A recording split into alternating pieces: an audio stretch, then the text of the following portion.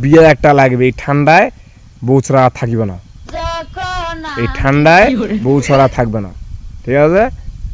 দাবি একটাই, বউ লাগবে আর্জেন্ট, এই ঠান্ডায় বউ ছাড়া থাকা সম্ভব না, ঠিক আছে? পৃথিবীত কি খেলোয়াড় কি দুটাই আছে? না, আরো একজন আছে, এটা হলি মোর বাপ। কেনে এই এত বড় ঠান্ডাটা গেলি বুঝাইছেন, কোনো মোকাটা বেয়া দি না, ওই যে শুনবার কারণ নাই, কয়েছে কি বেয়া যে করবো, টাকা আছে না বা টাকা নাই, তাহলে যে বেয়া করবে যাই যা বিদেশ যা, দুটো বছর খাটিয়ে শেখ, টাকা পয়সা করে শেখ, তারপরে বিয়ে শাদি করিস। হ্যাঁ কেন 2টা বছর খাড়ি করে আসি বলতে, তারপর মোর বাপ কোনো বা টাকা পয়সা নিয়েছো এখন বিয়া দি, তো বিয়া দি করবো, টাকা পয়সা নিয়েছি, বুক যে গয়না কাটে দিয়ে যাবি, টাকা পয়সা আছে না বা, ওটা তো টাকা নাই, তাহলে যে বিয়া করবে যাই যা, আর 2টা বছর খাটিয়ে যা, বেশি টাকা পয়সা কামাই করি, গয়না কাটে একবার নিয়ে চলে আসবো। হ্যাঁ কেন যাই গয়না কাটির জন্য 2-4 লাখ টাকা কামাই করে নিয়ে আসুন, কোথায় ভাই এখন বেয়া দিমক, বেয়া করিম, এত ঠান্ডা থাকা যাবে না, আমার সবাই বন্ধুরা বেয়া করছে, এমনি দিনকাল কাটা যাবে নাকি? গয়না কাটা যখন কিনে আনলো, 2-4টা লোক তো খাওয়া খিলবা হবি, পাড়া প্রতিবেশী তো ব্যাপার স্যাপার একটা আছে,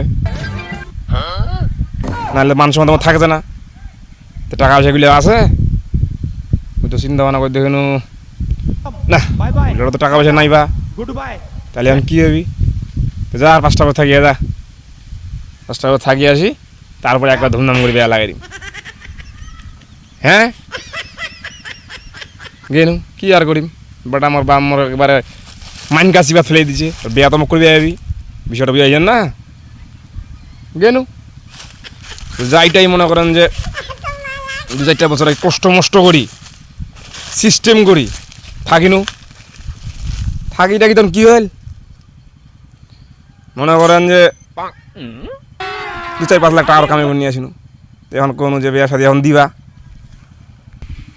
তো 2-4টা বছর থাকি আনো, এখন তো শুনবে বা কথাটা, এখন তো মোর মনের হিসাবটা বুঝে, এত বড় ঠান্ডা গেল, ঠান্ডাটা সহ্য করতে করতে আমার জীবন চলে যাচ্ছে, যৌবন একবার পানি হয়ে যাচ্ছে, ইতিহাস সাক্ষী থাকেছে, আর তুই তো মনে মনে কথাই শুনি না, তোর গ্রাহ্যই লাগে না, আর 7 লাখ টাকা কামাই করে নিয়ে আনু, 6-7টা বছর একবার পানি করে দিয়ে আনু, যৌবন পানি করে দিয়ে আনু, এখন অন্য পক্ষ বিয়ে শাদিটা দি, বাপ মোর কি কে কার কথা শুনে, বুঝাইছেন না? কথাটা দূরের কথা, মনে করেন যে ওর চিন্তা ভাবনায় আছে, থাক একটা ওয়ার্নিং দিন মোর বাবক, কি দিন ওয়ার্নিং,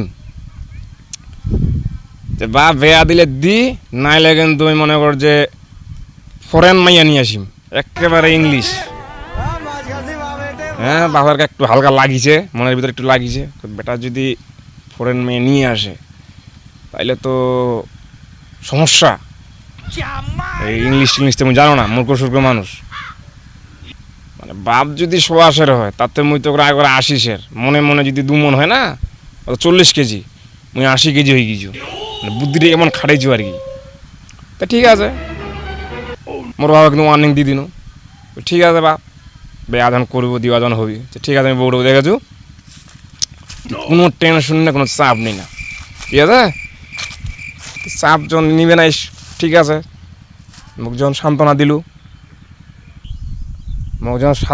দিলু, তাহলে সহ্য করে নিনু, যা বউটাও দেখ, একবার ইনটেক লাগিবি, একটা ফার্স্ট ক্লাস চেহারা, একবার পরির মতন, এলে কিন্তু যেমন কালো আটালো আমি পছন্দ করিব না, কাদা তারা আগাম কই দিন মোর হোক, 10,000 টাকা খুঁজে শুরু লাগাই দিলি, বউ খুঁজতে কই দিন লাগে, ধরো 1 সপ্তাহ, এবার আমার লাগাই দিয়ে কি জানি 4 বছর, এই চুল দেখেছে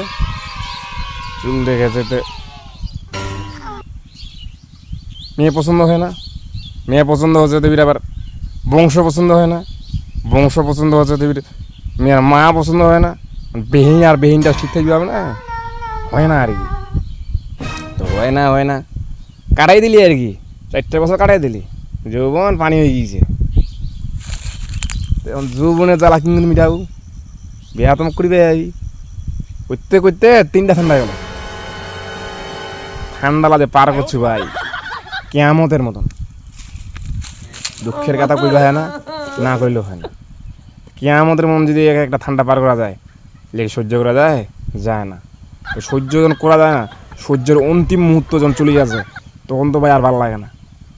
তো বাবুকে ওয়ার্নিং দিয়ে দিনু, তুই ভয় বউ আইসকার ভিতরে আনবো, না এলে কিন্তু আমি ওয়ার্নিং ক্লোজ করে দিই। কথাবার্তা আমার একটাই, ফাইনাল ডিসিশন দিয়ে দিছ। কথার কাজের মিল না রাখিলে, মাথা মোথা গরম হয়ে গেলে কিন্তু আমি ঠিক থাকি কেন। এমনিতে বয়সটা আমার চলে যাবে। তুই তো বাপ বিয়া করেছিস 13 বছর বয়সে, আর মোর লাগাইছি 30 বছর বয়স। এই 30 বছরে কি সহ্য করা যায়? তোমরাই কহ যায় না। তো বিষয়টা এরকম হয়ে থাকলি কই দিনু মুই ওয়ার্নিংটা দিয়ে দিনু, আর বাকিটা তোর হাতত। তুই যদি বিষয়টা দেখিস তাহলে তোর জন্য ভালো, না এলে কিন্তু আমি একবার অন্তিম মুহূর্ত করে দিন। আর অন্তিম মুহূর্ত করে দিলে কিন্তু বিষয়টা আমি আর দেখিবে না। বেয়া লাগিবি সপ্তাহের ভিতরে বউ, ডিসিশন ফাইনাল। জানাই দিনু বিষয়টা। এখন মনে হচ্ছে বাপ নাই যে ফিল্ডত এখন 4, 5টা 10, 12টা একবার ঘর লাগিয়ে দিছে। বউ এটা লাগিবে যে বেটা মরে একবার ওয়ার্নিং দিয়ে দিছে। আরে বাবু ওয়ার্নিং দিবে না, 8-10 লাখ টাকা কামাই করি রক্তটা পানি করে আনি দিছে। তো তুই কি মনে করছি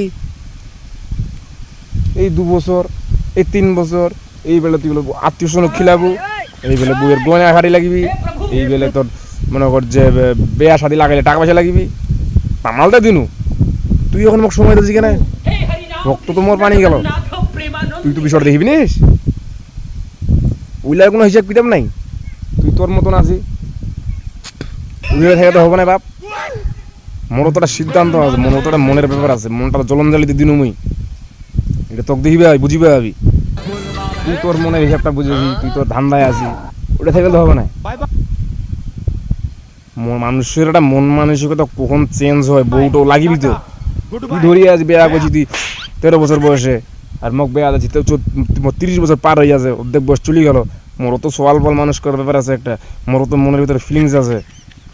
যৌবনটা তুমি পানি পুড়িবে না, ঠিক আছে না? আমার যৌবনের তো দাম আছে, প্রচুর দাম আছে আমার যৌবনের। তুই মোর সাথে ফাজলামি লাগাইছি, এগুলা করা তো ঠিক না। অন্যায়মূলক কাজ করতে গেলে তো অন্যায়ের দাম দিতে হবে। মোরও তো আর ওয়ার্নিং এর ব্যাপার আছে নাকি, দিদিম কিন্তু ওয়ার্নিং যাই না। খেলোয়াড় কিন্তু মেসি আর রোনালদো নেই, মোর বাবা কিন্তু পাক্কা খেলোয়াড়, যা আমি বুঝি দেখিনু। খেলোয়াড় যদি হয় ওইরকম, মো কিন্তু কম না, মো কিন্তু পাক্কা খেলোয়াড়। ওয়ার্নিং দিয়ে দিছ, ওই খেলার এখন মুই রেফারি করিম। তুইও খেলোয়াড়, আমি রেফারি। নিদিন কি মধ্যে গোল দিস, সেটা জানাই দিছ। এখন দেখো পরিস্থিতি কেমন হয়, পরিস্থিতির উপর কথা হবে। পরিস্থিতি সাপেক্ষে কথাবার্তা, যা হবে সামনাসামনি মোকাবেলা।